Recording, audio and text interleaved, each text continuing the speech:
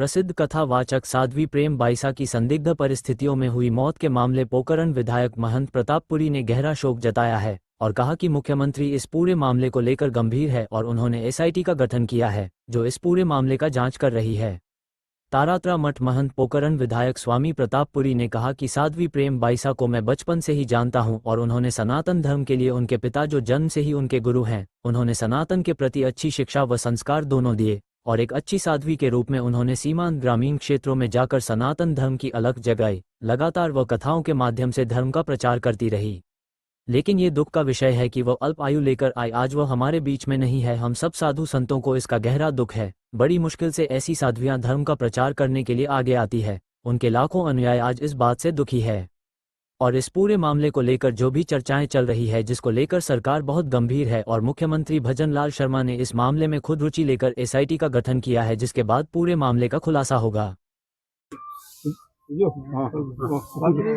साध्वी जो प्रेम बाईसा उनका निधन हुआ है, संदिग्ध परिस्थिति में निधन हुआ है और कई सवाल जो है वो सवाल क्या कहना चाहिए? देखिए, प्रेम भाई साहब को मैं बचपन से जानता हूँ।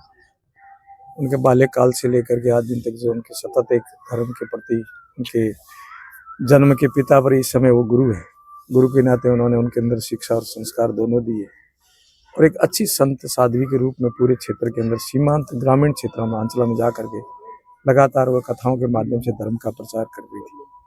तो ये दुख का विषय है कि अल्पायु लाई और जो भी कारण विधि का विधान था, आज वो हमारे बीच में नहीं है। हम सब संतों को बड़ा दुख और खेद है इस बात का कि बड़ी मुश्किल से ऐसी साध्वियाँ धर्म का प्रचार करने के लिए आगे आती हैं, पर जो भी था विधि का विधान उसको कौन टाल सकता, आज हमारे बीच में नहीं है। पर तो उनके लाखों भगत लोग आज बहुत ही मन से दुखी है और उनके हम संत लोग भी बहुत व्यथित हैं कि अचानक जब कभी समाचार आया तो हमने तो विश्वास ही नहीं किया। पूछा मेरे पास जो भी रहते हैं, मैंने कहा ये फेक न्यूज़ तो नहीं है कहीं? तो उन्होंने कहा हाँ बाबू जी ये फेक न्यूज़ हो सकती है। तो हमने गंभीरता से नहीं सोचा कि होता है कि आजकल कुछ लोग फेक भी बनाते, फिर नहीं सत्य निकली पर दुख हुआ।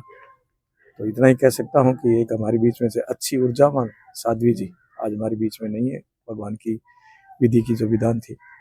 परंतु जो भी चर्चाएं चल रही है उसके लिए सरकार बहुत गंभीर है और माननीय मुख्यमंत्री जी खुद भी इसमें रुचि लेकर के जांच के लिए अधिकारियों को आदेशित कर रहे हैं और अच्छे अधिकारी इसको निष्पक्ष जांच करेंगे।